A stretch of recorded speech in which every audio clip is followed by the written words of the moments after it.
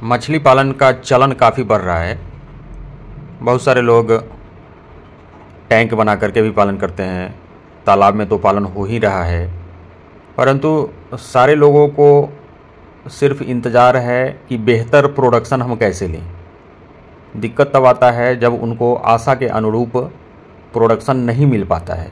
यानी जब हार्वेस्टिंग करते हैं, मछली उनका जब तैयार होता है तो सही साइज में जब तैयार नहीं होता है तो उनका जो भी आशा लगा करके 8 महीने 10 महीने तालाब में बच्चे को स्टॉक करके छोड़ते हैं और आशा के विपरीत जो उनका इच्छा होता है उसके विपरीत साइज मछलियों का तालाब से निकलता है। हमको समझना है कारण क्या होता है, प्रोडक्शन क्यों नहीं हम लोग ले पाते हैं। चर्चा करेंगे दोस्तों इसी टॉपिक पर।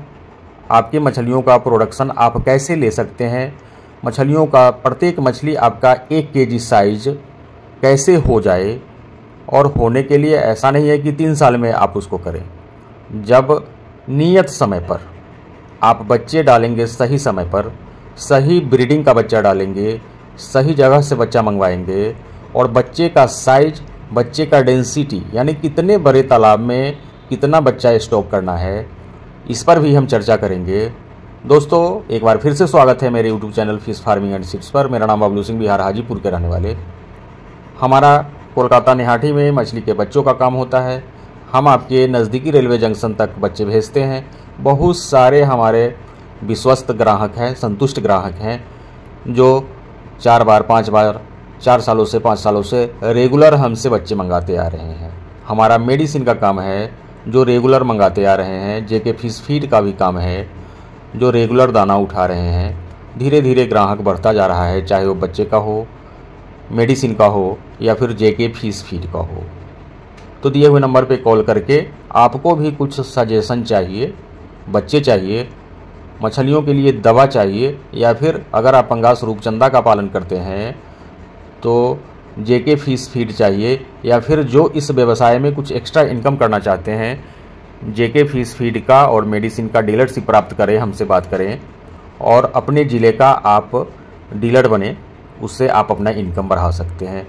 तो चलिए वीडियो को आगे बढ़ाते हुए जिस टॉपिक पे हम बात करना चाह रहे थे उसका मकसद ये है कि आपको कम समय में मछलियों का ग्रोथ कैसे हो, आपका निराशा कैसे दूर हो, मछली का साइज प्रत्येक मछली का आपके तालाब में 1 केजी साइज का कैसे हो जाए कम समय में, कम दिनों में। अनेक चीज़ है। पहले नंबर 1 हम बात करना चाहेंगे सीड यानी बच्चे, जिसको जीरा के नाम से आप लोग जानते हैं। अनेकों इलाके में जीरा बोला जाता है, बच्चे के नाम से पुकारते हैं। जीरा यानी सीड का साइज क्या होना चाहिए और उसका डेंसिटी क्या होना चाहिए। बहुत सारे लोग डेंसिटी नहीं समझते, तो उसके लिए हम कहना चाहेंगे कि आपको कितने बड़े एरिए में कितना बच्चा स्टॉक करना है। देहात में पोखर तालाब अमूमन देहात में ही होता है। टाउन में तो बायोफ्लॉक लोग करते हैं, आरएस सिस्टम से मछली पालन कर रहे हैं। जो भी तालाब है वह तो गांव देहात में ही होता है। तो ऐसा नहीं है, बहुत सारे लोग किलो के हिसाब से, कुंटल के हिसाब से बच्चा स्टोर कर लेते हैं, गिनती उसका नहीं करते हैं। हम भी जब आप हमसे दिए हुए नंबर पे कॉल करके बच्चा मंगाते हैं तो हम आपको पीस के हिसाब से भेजते हैं। कार्टन में पीस के हिसाब से बच्चा डाल करके आपके यहाँ तक भेजते हैं। हम उसी के अनुसार आपसे पेमेंट मंगाते हैं। और आप लोग क्या करते हैं, जब आप लोकल से बच्चे लेते हैं तो वहाँ आप वज़न से लेते हैं, बच्चा तालाब में वज़न से डालते हैं। आपको यह पता नहीं होता है कि 1 केजी बच्चा अगर आप डाल रहे हैं तालाब में तो कितना बच्चा उसमें आ रहा है। एक सबसे बड़ा प्रॉब्लम यहीं पे खड़ा हो जाता है, आपको पता ही नहीं चल पाता कि आपके तालाब का एरिया कितना है। अब आपको एरिया निकालने का हम कुछ विधि बताते हैं। जो लोग नए हैं, जिनको जानकारी नहीं है, उनके लिए हम बताना चाहेंगे। आप अपने तालाब का लंबाई नाप लीजिएगा, फीट में नाप लीजिएगा, बड़े वाले इंची टेप लेकर के लंबाई नापिएगा। उसके बाद आप चौड़ाई नापिएगा और दोनों को मल्टीप्लाई करिएगा, यानी दोनों को गुना करिएगा। मान लीजिए कि 200 फीट लंबा है और 300 फीट आपका तालाब चौड़ा है। दोनों को गुना करिएगा, जितना भी रिजल्ट आएगा, गुना करके जितना आएगा उतना स्क्वायर फीट का आपका तालाब है। अब हम बताना चाहेंगे कि 44,000 स्क्वायर फीट, इसका मतलब होता है 1 एकड़।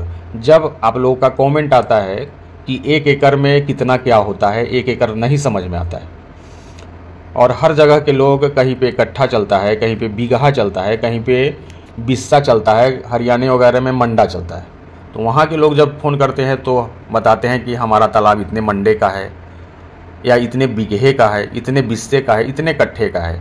तो हम आपको बताना चाहेंगे कि हर जगह बिस्से का एरिया घट बढ़ हो सकता है, कट्ठे का स्क्वायर फीट का एरिया बड़ा छोटा हो सकता है, बीघे का स्क्वायर फीट का छोटा बड़ा साइज हो सकता है।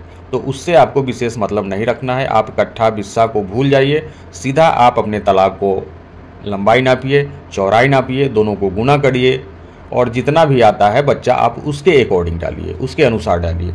यानी 10,000 स्क्वायर फीट में अगर आपका तालाब है तो उसमें कितना बच्चा डालना चाहिए। जैसे 44,000 स्क्वायर फीट का 1 एकड़ आता है, तो जब आप 50 ग्राम साइज के बच्चे डालते हैं तो सबसे बेहतर माना जाता है इस साइज को। कारण ये होता है कि न इसमें मोटिलिटी आता है, न इस साइज के बच्चे को मेढक खा पाता है, न सांप खा पाता है, न ऊपर से पक्षियाँ आक्रमण कर पाती है।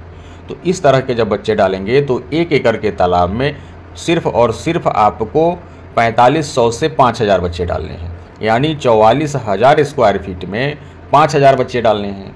अगर आपका तालाब हाफ एकड़ का है, ये तब पता चलेगा आपको जब आप तालाब का मापी करेंगे, लंबाई और चौड़ाई का गुना करेंगे।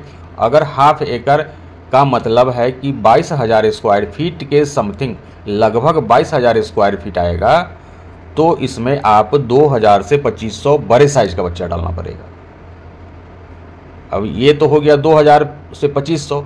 अगर किन्हीं बंधु का 10,000 स्क्वायर फीट का तालाब है, 11,000 स्क्वायर फीट का तालाब है, तो आपको मात्र उस तालाब में 1,000 बच्चे डालने पड़ेंगे।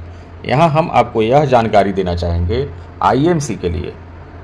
जिस तालाब में आपको आईएमसी और कार्प मछली का पालन करना है, यानी रोहू, कतला, silver carp, grass carp, common carp, नयन, इन सारे मछलियों का पालन करना है, उसके लिए तालाब का साइज आपका 1 एकड़ होना चाहिए।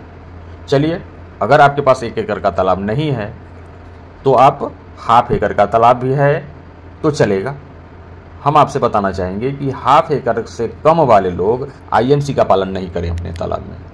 तब उनको हम यह सजेशन देना चाहेंगे कि आप उसके लिए जो सूटेबल मछली है, छोटे तालाब के लिए 10,000 स्क्वायर फीट से भी कम आपका एरिया है, तो आप उसमें रूपचंदा का पालन कर सकते हैं, आप पंगास मछली का पालन कर सकते हैं। हाँ, रूपचंदा का पालन आप तब करेंगे जब आपके मार्केट में, आपके एरिए में इसका सेल हो सके। चूँकि जहाँ से आप बिलोंग कर रहे हैं, जहाँ आपको मछली पालन करना है, आपको बेचना भी वहीं है, उसी मार्केट में है। तो पहले आप मार्केट तलाश करें, वहाँ अगर डिमांड है रूपचंदा का तो आप रूपचंदा का पालन करें।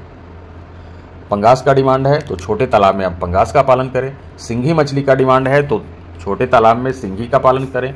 देसी मांगुर का पालन करें। ऐसे अनेकों मछलियाँ हैं जिसका मार्केट वैल्यू काफ़ी बेहतर है, आपको अच्छा खासा रेट भी मिलने वाला है। परंतु जब आप पंगास का पालन करेंगे, रूपचंदा का पालन करेंगे, तो आपको कमर्शियल फीड खिलाना पड़ेगा। सही समय पर सही दाना दीजिएगा, सही बच्चा उठाइएगा, सही जगह से बच्चा उठाइएगा, बच्चे का साइज सही साइज का बच्चा डालिएगा। स्वाभाविक है आपका प्रोडक्शन बढ़ेगा।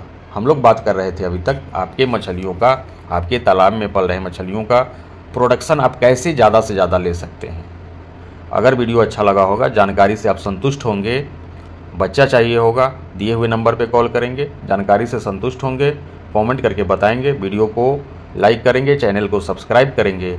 और अगर आप हमारे रेगुलर कस्टमर हैं तो आप अपने आसपास वालों को भी बताइए कि हम अमुक स्थान से, अमुक आदमी से बच्चा मंगाते हैं, आप भी मंगा लो भैया। और मेरा नंबर आप दीजिए उनको। मेडिसिन की आवश्यकता हो, मेरा नंबर आप अपने बगल वाले को दीजिए, बच्चा मंगवाइए, दवा मंगवाइए, जेके फिश फीड का डीलरशिप प्राप्त कीजिए। वीडियो समाप्त करते हैं। अगर आप यहाँ तक वीडियो पर बने हुए हैं तो आपके लिए हम कुछ ज़्यादा ही धन्यवाद ज्ञापन करते हैं। बहुत बहुत धन्यवाद आपका।